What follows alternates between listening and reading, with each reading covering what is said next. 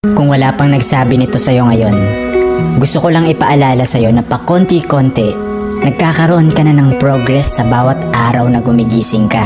Sobrang nakaka-inspire ka dahil kahit sobrang bigat at sobrang hirap ng mga pinagdaraanan mo ngayon at kahit sobrang dami mong sakit na nararamdaman, emotionally at physically, mas pinipili mo pa rin na bumangon at ipaglaban ang pangarap mo na gusto mong maabot.